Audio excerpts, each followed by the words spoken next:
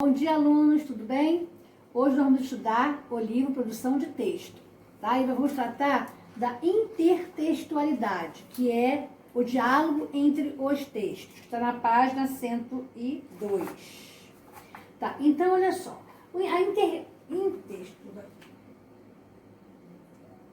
intertextualidade, ela trata do diálogo entre os textos. Então, aqui, na primeira página do livro de vocês, tem um trechinho daquele texto dramático que vocês já leram, né? Onde fala assim, ó, é que o gato que eu lhe trouxe descome dinheiro, tá? Repare bem nessa palavra, descome dinheiro.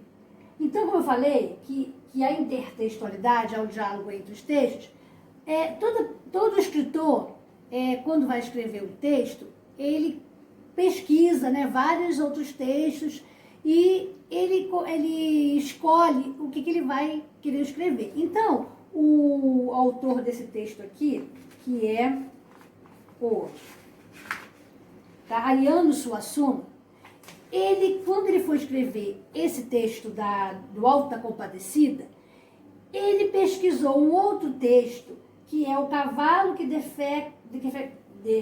defecava dinheiro, que é uma literatura de cordel. E nesse outro texto também trata de animais que descomem dinheiro, né? Então eu vou ler para vocês. Se for assim, meu compadre, você está muito bem. É bom guardar o segredo, não conte nada a ninguém. Me conte qual é a vantagem que esse seu cavalo tem. Disse o pobre, ele está magro, só tem o osso e o couro. Porém, tratando dele, meu cavalo é um tesouro. Basta dizer que defeca, níquel, prata, cobre e ouro. Então, nessa literatura de cordel, esse cavalo aqui também defecava dinheiro. Então, o que ele fez? Ele já conhecia esse texto, aí ele adaptou a mesma forma, né, desse texto aqui ao seu Alto da Compadecida, onde o gato também defecava dinheiro, né? Então, a intertextualidade, ela trata disso, é o diálogo entre os textos. Se você conhece uma obra, você pode fazer uma outra obra parecida com aquela que você já conhece, porque você já tem um certo conhecimento sobre esse fato, né? Então, a intertextualidade nada mais é do que a influência ou relação entre dois ou mais textos, analisando as referências existentes entre eles.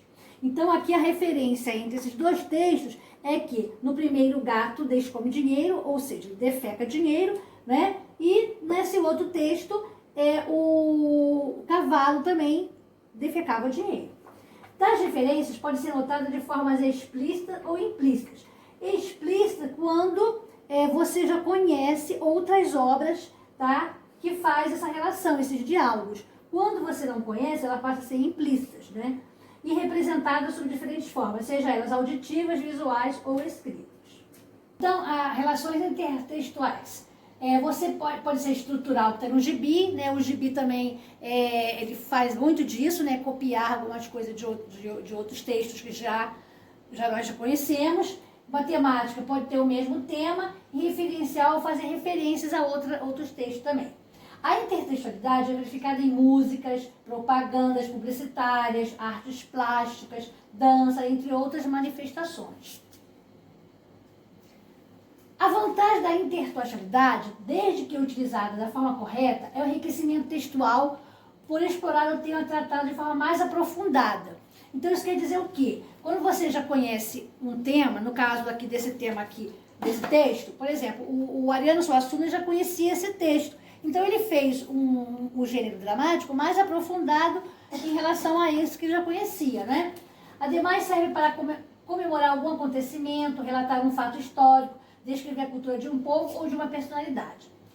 A intertextualidade implícita e explícita. A intertextualidade pode ser classificada conforme sua relação com o texto-fonte, isto é, se aparece de forma direta, que é explícita, quando você já conhece, ou indireta, que é implícita.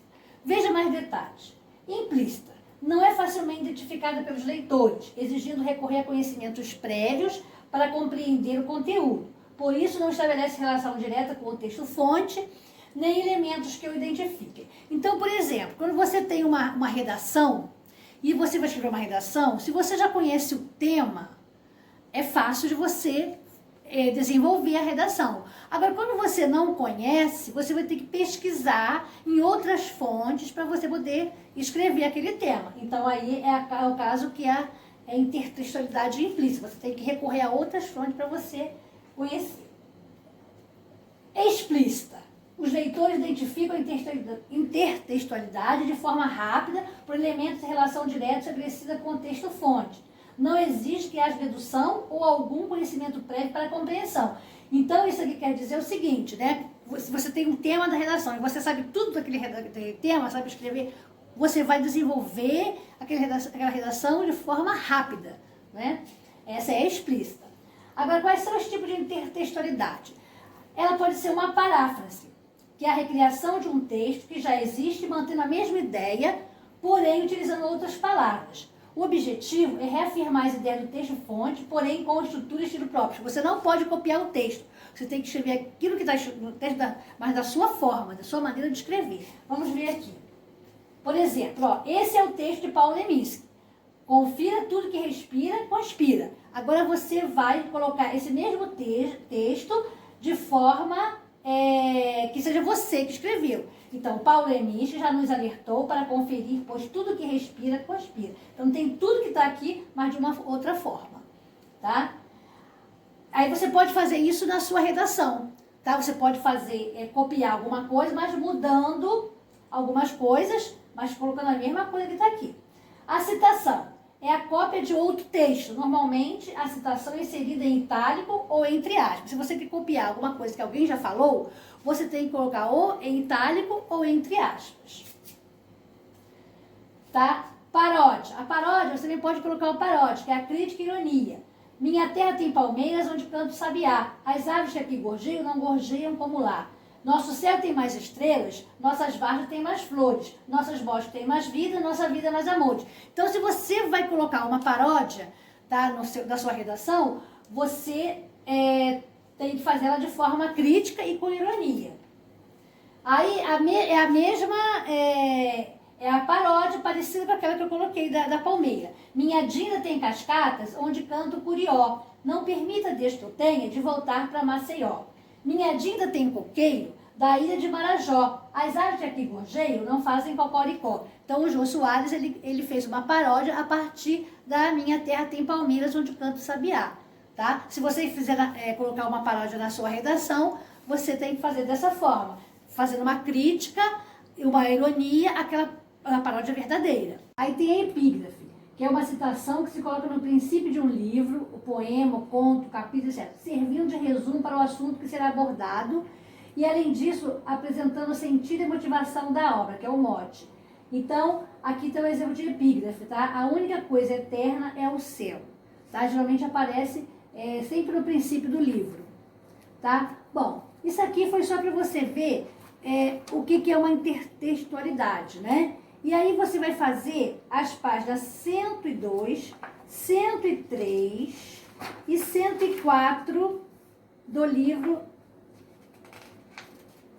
104. Pode fazer a 105 também, porque paródia você vai ver uma paródia, né? Aí depois, qualquer dúvida que você tiver, você volta ao vídeo e você vê, tá? O que é uma paródia. Então, vamos repetindo. Você vai fazer a página 102, 103, 104, 105 do livro Produção de Texto, tá? Então, por hoje é só. Um grande abraço e até breve.